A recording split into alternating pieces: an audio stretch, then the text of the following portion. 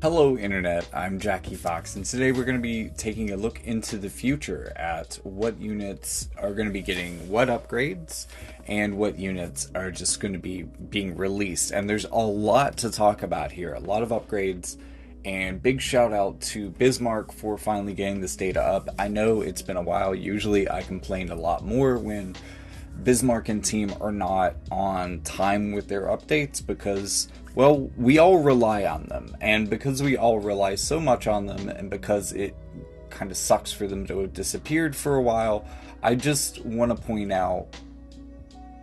Wait, where's the... I thought there was a donation page. Okay, if you go to the Discord, you can almost certainly donate. I thought there was a donation link on the website, but I don't see it anymore. Definitely would help, but it seems like some of the circumstances here were a little bit outside of money's control, even to a certain degree. Although a little bit of redundancy in staff would help, but it's hard to get staff when you're not really a company, you're not really selling a product or making money. So again, donations would help reinforce wotv ability to operate for us, and that would be nice. But with that said, let's move on to our first topic. That's going to be Roth's new upgrade. So with her upgrade, she's going to be getting three things: increase HP 15% for a tank. This is amazing. She already has a big HP pool to begin with. She is a versus physical tank, so reducing all physical damage taken 10% indefinitely is pretty good. Unlike what I said in her short, because I hadn't seen the way that this is referred to in game, so I didn't really understand it yet, that it was a 5-turn limit. There is a physical damage reduction of 20% aura for 5 turns that starts from the very beginning of the fight. 5 turns may sound like a lot, but since it's starting from the very beginning, it's, you know, if it were a buff, it would only be essentially 4 turns would have a same duration as this, so it's kind of good, but not as amazing, especially if this is something she might have buffed on turn 2, although it is nice to not have to buff it, and also to be able to counter some ambush strategies that might be able to hit you before you get your buffs up in some way. Although those aren't as popular as they used to be, I think this is definitely an interesting character. She's very popular and very well used previously, so I think that this will give her a little bit more staying power, as she has been falling off recently, but I don't think it's necessarily going to help keep her from falling off, as while this is a cool skill, it is the lowest level of this that we see in play, so even units like Veritas of the Earth will eventually replace an effect like this. Then we have Rinoa. So Rinoa and the Final Fantasy VIII characters are going to be getting a recollaboration that will introduce Seifer, who we'll talk about towards the end of this video. I wanted to bring Rinoa up first because I really like her upgrades. I don't think she usually uses her LB a ton, so maybe that won't be the biggest deal, but I really like what her LB is doing now. And we're going to talk about that in her own video, so I'm not really going to focus on her here. Another character that I don't want to give too much thought to is Elia the Alabaster. She's going to be getting a master ability too that gives her a resistance 20. Pretty good. I mean, it'll definitely make her more sturdy. It's definitely not an exciting upgrade or even a very interesting or complicated one. Yeah, this helps to update her. She didn't need a big upgrade. She's still doing great. But I think that this is good for her now. Sure, it'll help give her a little bit of a spike in usability when it happens, but at the same time, I don't think it's the best upgrade she could have gotten long term. I don't think that this is going to slow her decline by any means, but she's been hanging in there for a very long time, much like Roth, so she didn't really need a big upgrade, and she didn't even get as big a one as Roth did. This is going to be the Esper on the vision card that we're going to be getting with Gilgamesh. I think this is a really important one. Let's see if Bismarck figured out what this ability does yet. Nope, still untranslated, but if you go all the way to the square, you get an additional 20% base AoE resistance penetration. This is a brand new thing in the game, and there are other characters who are going to be getting access to this as well. But this is a way to stack it, and I think that's incredibly important. So I think this Esper is going to be really important to the game, at least for magic units, as it is a magic Esper. Also, this vision card is pretty cool. This is the one that comes with it, so if you need agility and magic for any of these parties, this is just a great vision card. I'm not even mad at critical damage up. Maybe not my favorite thing, and maybe I don't think there's as many magic teams. Like magic-based VCs tend to be a little bit more of a miss for me because they're a little bit harder to use. You have to have a team You have to have a team, it feels, that like really benefits from it, and I don't think that a lot do. But 18% agility is fucking huge, and that is definitely going to make a big impact on any team that this card goes on.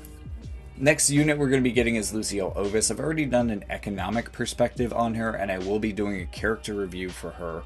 But what you need to know about this character is that she does a lot of things related to healing. She is very much a healer support type character. And a lot of her healing aspects, it's not just about casting heals for her. There are a lot of ways to heal at specific times that she can add to characters, like threshold heals, regeneration as a passive, and re-raise as well. So that makes her healing, the type of healing that she provides, the most clutch and the most resistant to bad timing, as she's basically healing characters in advance. In addition to that, she has a lot of interactions with CT economy that I think are pretty cool and can make her a really enabling unit maybe for evasion type teams, but definitely a unit that will push the durability and sustainability and HP of your economy to maybe even at and beyond its thresholds. Veritas of the Flames is coming. I don't have too much to say about him except that he looks like an incredibly versatile brawler type character. A lot of physical mitigations and a lot of physical damage increases. This is very general instead of speccing into a big resistance in one way or another, or instead of speccing into increasing a specific type of damage. He just kind of does everything. He may not be the strongest character, and I'm not really sure how I feel about him as a Veritas. However, unlike other Veritas, the rewards for him have been buffed by JP, so he might be a little bit easier to acquire than the units that we've seen recently, but still not as easy to acquire as Veritas of the Winds. I'm also not super jazzed by this TMR. It's just some of the other Veritas have had really good TMRs and he just doesn't. But we can kind of see how this works out here. Like, instead of increasing a penetration or a secondary penetration, instead of getting defense pin on here, we're seeing just a general increased physical damage up by 20%. So this is really great. Also has the potential for defense penetration still. When he's getting added to the game, we're also getting an update for Veritas of the Earth. He's finally going to 140. Still no LB, but definitely at 140 he's going to do a lot better. Reduce physical damage taken for his dream ability. Reduce AP consumption by 30% is going to make him very AP independent in his economy. Also a skill upgrade here. So just really good stuff for a tank. We're seeing kind of part of what Roth got that looked pretty good. It's probably... No, it's this one. It's the increased chance, or not increased chance, but I think this is a really high level of slow, potentially. Just a really useful one for dispelling haste, also countering all the haste. I really like slow. I think it's... For a time it was overutilized. I think it's underutilized in modern units, and I really like seeing it. So a big slow effect on this skill I think is really cool for him. Moving into the last things I want to talk about, after Luciel we're getting the Final Fantasy VIII collaboration coming back. I think this is going to be enough, potentially, to make Squall good enough to replace Lightning. Lightning is currently hovering at the on like number 20 in guild battle, so she is barely hanging on to relevance. I don't know if this guy is going to come in and replace her, considering how like underappreciated and how bad his potential was in his first version. I'm not sure that people are going to pull for him, especially when Seifer looks so appealing and is also on the ticket. But if they do, I think that they'll find that with his upgrades he is now a more powerful character than Lightning, because he is getting a lot of upgrades, and all of these are. So like, usually they get these upgrades one at a time, but all of these characters are getting MA2s and limit burst upgrades at the same time, which is good. I'm glad they aren't waiting with these collaborations. I'm glad to see both of those things coming at once being more of the standard. But and also this is a relatively new collaboration, so it's getting its upgrade to full power earlier than other collaborations have, so this should be pretty powerful. But just generally speaking, better AP consumption, better attacking power, better resistances, better penetration, though only slightly. The upgrade that he's getting to his honeycomb barrier, I think, kind of fixes it from something that was a more niche type of damage resistance by decreasing the minimum range meaning that it's now going to trigger for attacks that are happening a lot closer to himself, which is really where the game is happening right now. And I think that a max range of 5 is still big enough to protect him from decently long range stuff, but having that go in from from 4 to 2, I think will help him against a lot of mid-range characters that are a lot more popular and dominant, and a lot more what he's meant to be matching up against. I think that this really, without having seen him yet, I think this really fixes him. That being said, since there was effort put into fixing him, while this is the upgrade that he needs, it also isn't necessarily pushing his power beyond where it should have been already. Again, I'm not really sure how people are going to react to this character, but I do think he's at least better than Lightning, and she is an old lady, so maybe that's not saying a lot. And then finally we have Seifer.